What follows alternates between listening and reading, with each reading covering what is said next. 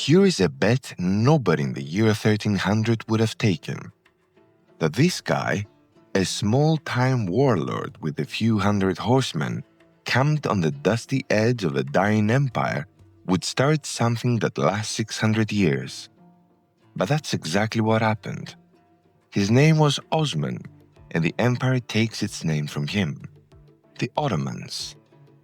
Back then, there were nothing special, just one of a dozen little Turkish frontier bands raiding the edge of the Byzantine Empire, the last surviving scrap of Rome. But the Ottomans had a trick the others didn't. Instead of just crushing the people they beat, they absorbed them. Lose to the Ottomans, and you could keep your religion, your language, your life. You just paid your taxes and answered to the Sultan. And honestly, for a lot of people that was a better deal than what they already had. So the empire grew, fast. And they were bold and a little bit lucky. In 1354, an earthquake knocked down the walls of a town on the European side of the water, and the Ottomans simply walked in and kept it. For the first time, they had a foothold in Europe, and from there, they didn't stop. Within a few generations, they'd swallowed most of the Balkans, and the old Roman capital, Constantinople, was left as a lonely island of Christianity, completely surrounded by Ottoman land. Then came 1453. A 21-year-old sultan, Mehmed II, did the thing everyone said could be done. He took Constantinople, and the way he did it is genuinely wild. The city's harbor was protected by a giant iron chain stretched across the water so no enemy fleet could sail in. Mehmed's solution? He had dozens of his own ships dragged over land, up and over the hills on greased logs, and dropped them into the harbor behind the chain overnight.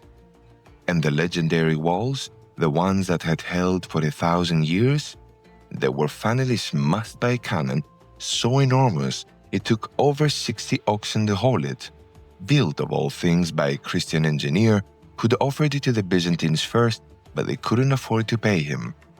So just like that, the Roman Empire, after more than 2,000 years, was over. Mehmed walked in and sat on its throne.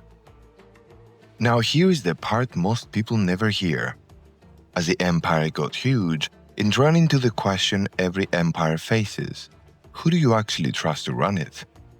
Not the nobles. Nobles have their own families, their own ambitions. They scheme. So the Ottomans did something genuinely strange.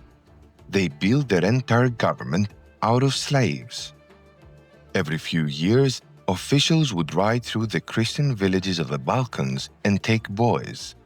Those boys were converted and educated, often brilliantly, and turned into the elite of the empire. The famous Janissary soldiers, the most feared infantry in the world, slaves. The administrators who run the provinces, also slaves. Some of the most powerful Grand Viziers, basically the prime ministers of the whole empire, were born Christian, taken as children, and were technically the sultans' property their entire lives. In its own brutal way, it was almost a meritocracy.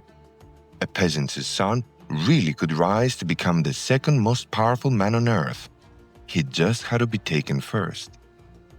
And these Janissaries were something the world hadn't really seen. A permanent, professional, salaried army, drilled and disciplined and loyal to the Sultan alone. At a time when European kings still showed up to war with wherever knights and farmhands they could scrape together, the Ottomans had a standing modern army. For a long stretch, that's a big part of why they just kept winning. But brute force only conquers people. It doesn't hold them. To keep a sprawling, mixed empire together, the Ottomans leaned on something most of Europe couldn't imagine. They mostly let the people they ruled keep their own faith. And that wasn't about modern human rights. It was called practical governance. They even had a name for it. The empire was carved into millets, self-governing communities of its faith that ran their own courts and schools and mostly handled their own business. In 1492, when Spain threw out all of its Jews, the Ottoman Sultan, Bayezid II, sent ships to go and bring them in. The story goes he mocked the Spanish king for it. "You call this man wise? He's made his own country poorer and made mine richer." Different faiths, different peoples, all under one roof, mostly just left alone. For that century, that really was radical, better than almost anywhere in Europe at the time. But don't mistake any of it for equality. It wasn't. Non-Muslims were second class by design. They paid higher taxes, they had fewer rights in a courtroom, and the whole system quietly nudged you toward one conclusion. If you really wanted to get ahead, you converted. It was tolerance, but it was conditional. And as the centuries wore on and the empire began to rot, that same system could turn corrupt, heavy-handed, and genuinely brutal for the people living under it. But that's only half the story. At its peak, under Suleiman, the empire stretched across 3 continents. It was the thing Europe had nightmares about. In 1529, Ottoman armies were literally at the gates of Vienna. For a moment, it looked like they might never stop. Europe called him Suleiman the Magnificent, but his own people called him something better, Kanuni, the lawgiver, because he spent his reign rebuilding the empire's entire system of law. This was the Golden Age: poetry, art, and an architect named Sinan raising those huge, sweeping domed mosques that still define the skyline of Istanbul today. And here is a perfect little echo of how this whole empire worked. Suleiman fell in love with a woman from his harem, a girl who'd been captured as a slave, probably from somewhere in what's now Ukraine. He freed her and he married her, which sultans simply did not do. She became the most powerful woman in the empire, and for the next century, it was often these mothers and wives, what historians call the Sultanate of Women, who quietly run things from behind the throne. So even the queen, like the generals and the ministers, had started out as somebody's property. And honestly, it's worth pausing here, because this is the part that usually gets forgotten. At its height, the Ottoman Empire was one of the most advanced and sophisticated places on the planet. Istanbul was a genuine wonder, maybe the most cosmopolitan city in the world, where Muslims, Christians and Jews, Greeks, Armenians, Arabs, Slavs all lived and traded side by side. They built enormous mosque complexes that doubled as hospitals, schools, public baths, and kitchens that fed the poor for free, all paid for by charitable foundations, a kind of social safety net centuries before Europe had one. They gave the world breathtaking art and architecture, and not for nothing, they helped give it coffee. For a long time, if you wanted to see the cutting edge of culture, science, and learning, you didn't look to Paris or London, you looked to Istanbul. And it's easy now to look back and judge all of this by the standards of today and see only the cruelty. But for its own time, the Ottoman world was often more open, more orderly, and more tolerant than the kingdoms of Europe that feared it.